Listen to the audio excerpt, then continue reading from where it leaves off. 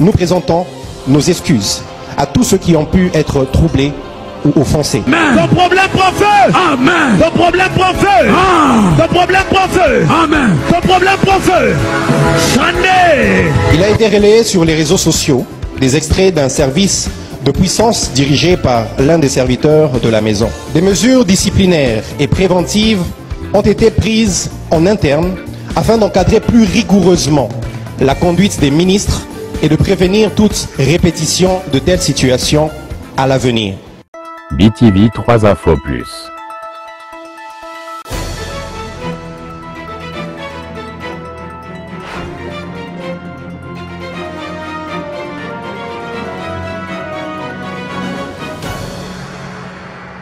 Rien que la vérité. Mbote Nabino Bakongo Manibogo Landabiso de partout. C'est votre humble serviteur Junior Moutando les Mouyaka de la presse, les moindres parmi les tous, les Kinois parmi les vilains, les journalistes d'État. Voilà, lelo toye kosola likambonini. Toye kosola likambo etali boye, ba église, ba etonga na Nzambe. Togo mona yango kisasa, batu bakomi kosala lokola kosakana na Nzambe. Nzambe aza moninga ya mutu te. Nzambe azali ami ya mutu te, azali papa leki ya mutu te, azali noko ya mutu te. Nzambe azali le créateur de toutes choses, le créateur de l'univers.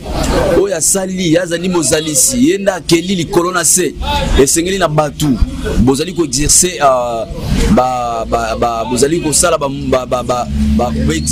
exercer disons na benga yango musala ya Nzambe bosala yango na limemi ya nyonso na botosi boyeba ete un jour nous serons redevables. Tokozala liboso ya mokeli, tokozala liboso ya kolo mokili oyo akotuna biso zalaki na mokili na tindaki yo makambo nini yo salaki na mokili osalaki na kombo na ngai metala okosaki baki ozongisaki boye eko sala malamu te. Pourquoi est-ce que etindinga na réfléchir de cette façon?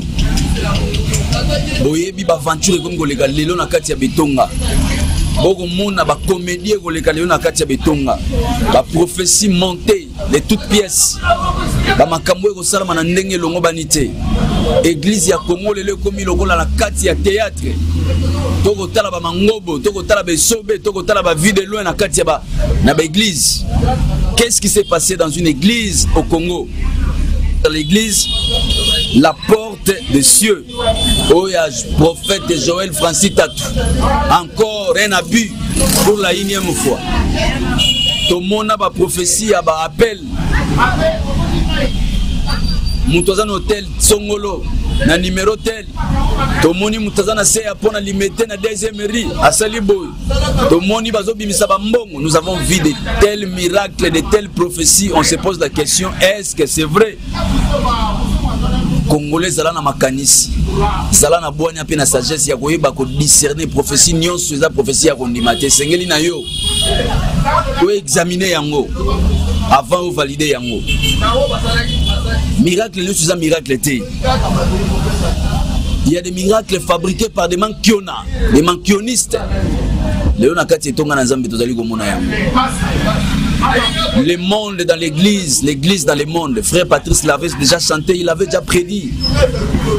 Donc on comprend qui est vraiment ça et qui ne l'est pas.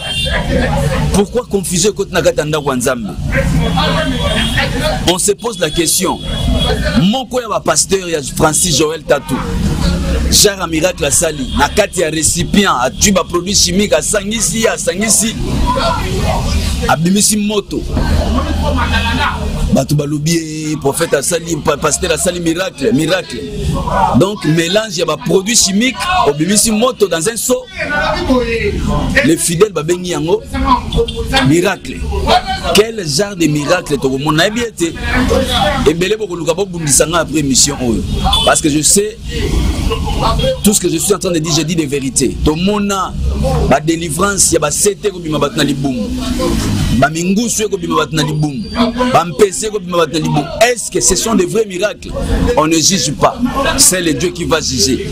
Mais vous aussi les fidèles, et sengel na bino, vous avez un esprit à examiner, beaucoup fait la prophétie, beaucoup fait la miracle, tout miracle que vous voyez ne sont pas vrais. Mon koya bangwa lo bagayango ernio so pasteur de Niles to benga ya ta pasteur ningi bo benga gayewana L'église porte des cieux du prophète Joël Tatou s'excuse pour un faux miracle. Un de ses pasteurs aurait fait sortir les faits dans un récipient en plein culte, alors qu'il aurait mis les éléments chimiques capables de produire les faits une fois agités.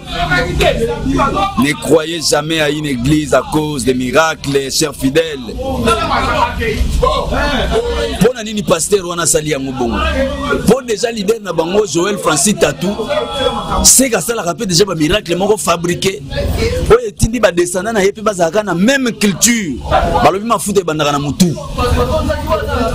Soki votre maître aza men. Donc belève pe bozaka ba men.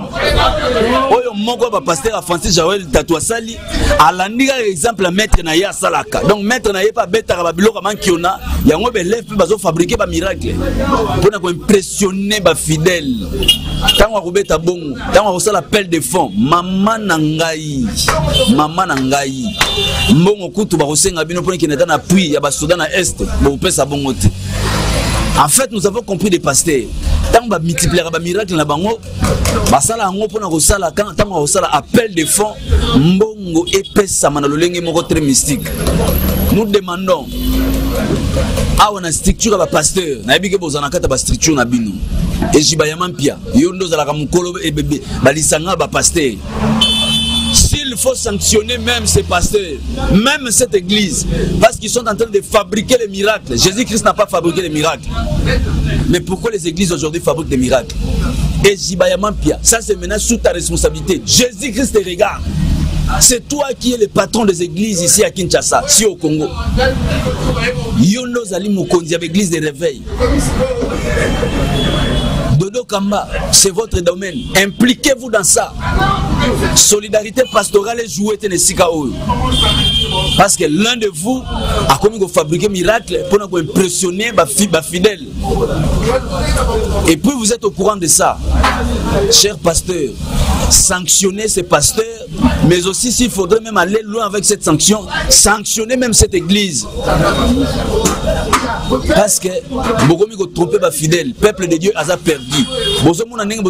Peuple n'a perdition. Peuple sera qui n'a fait le lobby.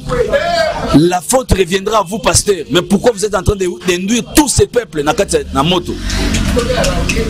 Les responsables des églises de réveil et Jibayaman Pia, Dodo Kamba, impliquez-vous dans cette histoire.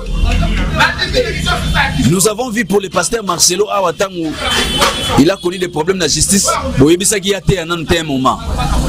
Impliquez-vous aussi dans l'église de Joël Francis Tatou, que cette église soit fermée momentanément, les temps ont l'anzambe. Pourquoi beaucoup ça n'a fidèle boui? Pourquoi beaucoup ça n'a fidèle boui? Auto peut sa raison ba s'abstenir na bango ba gena bango église te pona go boya ba buzo ba pasteur boui. Pourquoi vous jouez avec les fidèles? Cher pasteur bozongela nzambe. Bozongela nzambe, recadrez-vous, bozongela nzambe. Makambo boko sala eza motu ya teli boso ba fidèle. Mais ngapena tuna rabino ba fidèle ango. Bozo mona ba aventure nyonso ba pasteur ba ko sala bino. Excusez-moi, quelques-uns. Ba susu ba ko zoka ba sina bino ba comme si bango moi si a que poser problème mais pas pasteur a dit moi si na komi makangu. Et puis papa o découvrir ango yebi. Yo moko moi si pasteur a komi ko proposer bo bimanaye. Bomitika ka ndenge nini tina na position na ba domina ka bino na ba kisi. To ezaka langue normale à l'obé lieu aux a séduite. Femmes. Les hommes, veillez à vos femmes. Surtout vous les hommes mariés, veillez à vos femmes. Ne laissez jamais vos femmes aller dans des églises comme ça. Et comme il va les gablo, il va pasteur, leur lieu de commerce. Des gens sérieux dans un état sérieux. Cette église doit être fermée. Un état sérieux doit fermer cette église. Un pasteur est en train de fabriquer des miracles. Responsable dans l'église. Et quand vous voyez ça, vous les intellectuels, vous êtes là dans cette église. Qu'est-ce que vous faites? Vous vous dites quoi déjà?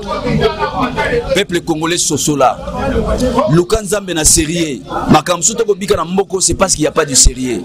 Toko zonge la bino ba prochain détail. Qu'on a revu Missa. Na ebike boko loba. Yozo critiquer Moussali Nzambe. Oui, Il faut critiquer là où ça ne marche pas.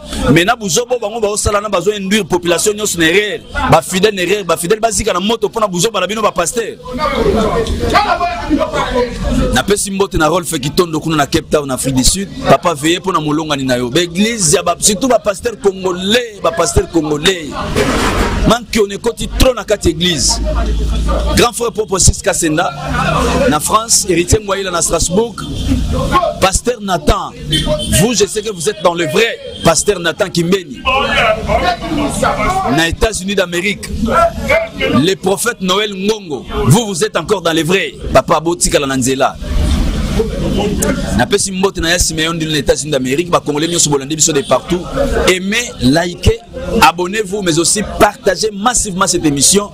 Mike Mabidi était derrière la caméra. Moi votre humble serviteur Junior Boutandu. Je suis là toujours pour vous servir. Moi et vous nous allons retrouver prochainement dans un autre numéro. Merci. Bye bye. Nous présentons nos excuses à tous ceux qui ont pu être troublés ou offensés. Ton problème prend feu. Amen. Ton problème prend feu. Ton problème prend feu. Amen. Ton problème prend feu.